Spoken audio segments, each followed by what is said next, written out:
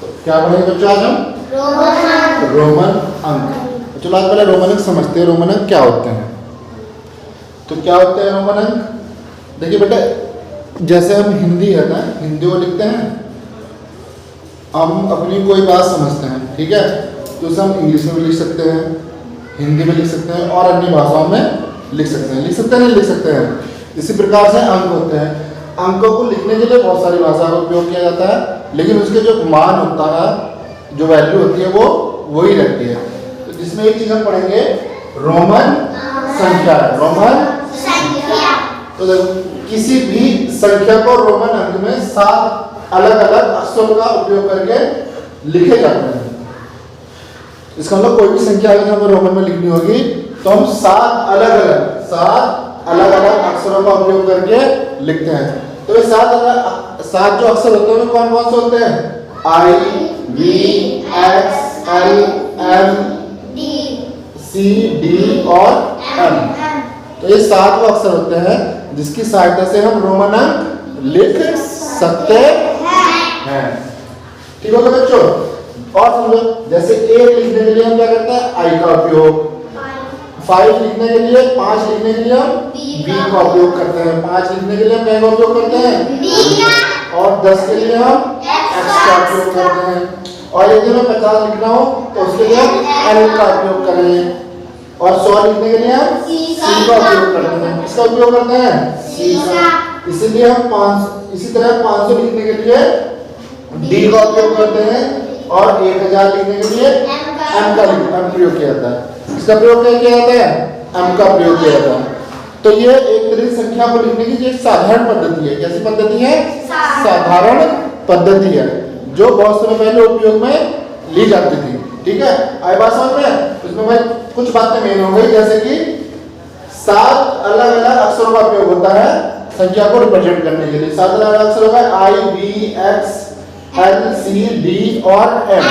ठीक है, अब हम समझेंगे ये लिखे कैसे जाते हैं, इनको लिखने का नियम क्या है। तो बच्चों, अभी तक हमने क्या समझा कि हम 7 अलग अलग तरह के अक्षर का उपयोग करते हैं क्या के लिए? रोमन अंक लिखने के लिए। ठीक है, अब रोमन अंक का नियम क्या होता है ये समझिए। रोमन अंक जो लिखे जाते हैं वो किस नियम के आधार पर लिखे जाते हैं, किस नियम के आधार पर लिखे जाते हैं वो समझेंगे। ठीक है बच्चों, तो हमने इसके एक टेबल बनाई है। क्या बनाई है?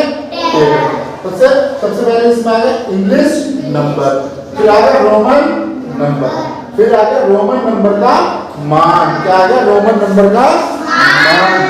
अब सबसे पहले देखेंगे इंग्लिश में तो हम जानते हैं बेटा कि 1 कैसे बनता है? इस तरीके से। 1 कैसे बनता है? रोमन में 1 ऐसे बनता है, जिसका मान होगा 1। मान होगा 1। फिर इंग्लिश में 2 ऐसा बनता है। इंग्लिश में 2 बनाने के लिए हमने 1 और 1 ऐसे लिखते हैं बेटा। ठीक है, और मान हो जाएगा 1 प्लस 1 प्लस 1 2 मान हो गया इसका, 2 के बराबर ही आ गया। आई बात समझ में नहीं आई? तीसरा, अब हम इसमें क्या लिखेंगे? 3। तो जो इंग्लिश का हमारी लिखते हैं वो 3 इस तरह के लिखते हैं, और रोमन में 3 कैसे लिखेंगे? 1 और 1। आई और। ठीक है, तो बेटा 3 और इसका मान क्या होगा? 1 जमा 3 हो गया मान। इसका मान भी 3 आ रहा है, इसका मान भी 3 आ रहा है। ठीक है, आई बात समझ में आई? अब यहाँ से थोड़ा बदलाव आता है, यहाँ से थोड़ा अब हम 4 लिखेंगे बेटा। 4 क्या लिखेंगे? 4। तो 4 लिखा जाएगा वो I और V के कॉम्बिनेशन से लिखा जाएगा, मेल से। I और V के मेल से, जिसका मान होगा 5 माइनस 1। 5 माइनस 1 इसका मतलब 4, इसका मतलब 4। 5 माइनस 1 इसका मतलब 4। तो हम यहाँ पर देखेंगे बेटा, आगे उसको देखेंगे 5 की वैल्यू 5 कैसे लिख रहे हैं? 5 को V से लिख रहे हैं ना, V से।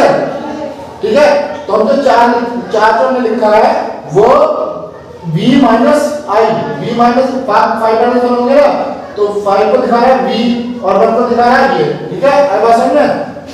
तो इस तरह से लिखते हैं। इसका मतलब ये हो गया, जो 5 में से हम 1 माइनस कर रहे हैं, तो 5 वाली संख्या जो इससे रिप्रेजेंट करेंगे वो बाद में आएगी और 1 उससे पहले आएगा। आई बात समझ में नहीं आई? इतनी बात समझ में आई? फिर इसके बाद 5 को दिखा रहे हैं V से। ठीक है, फिर 6 को हम कैसे दिखाएंगे? V और I से। 6 को 5 जमा 1।